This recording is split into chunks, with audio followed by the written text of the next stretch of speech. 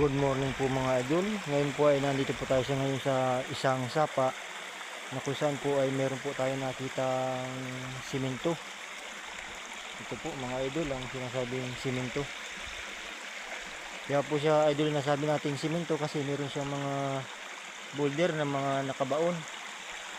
Tapos meron siyang mga graba mga idol.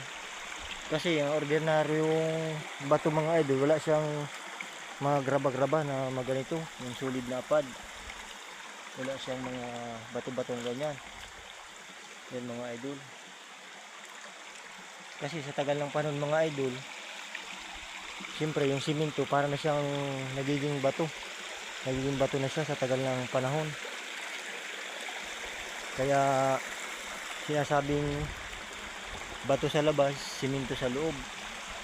Yan po mga idol. Tapos meron po tayong maido dito nakitang isang kakaibang bato. Dito po sa may mga boulder po itong nakabaon. Yan. Yan po mga idol yung nakabaon ng mga boulder. Yan. Ito po yung napansin natin mga idol na kakaiba. Kulay puti siya. Kulay puting bato siya mga idol. Yan.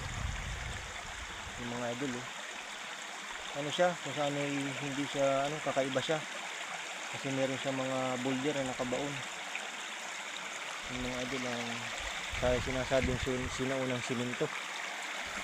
Yung mga idol nasaan siya mga idol, nasa sapa. Magaling ang gumawa nito mga idol kasi sapa na nila na simento. Talagang ito, planado mga idol. Yung mga idol, ang ganda. Ito po mga idol, ito pong bato na kulay puti ay kukunin po natin mga idol. Titingnan natin kung anong klase niya. Kung malaki ba siya o maliit. Yan mga idol. Shoutout nga po pala kay Sir Surigausan at kay Sir Elmo Sugwalt. Dahil po sa kanila ay may natututunan po ako sa mga binabagi po nilang mga idea tungkol sa paghahanap ng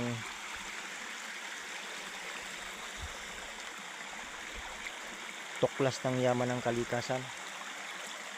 Yan po mga idol. Yan. Yan yung mga idol, kakaiba talaga siya kasi meron siyang nakabaon na boulder. Kaya kung nasabi yung simento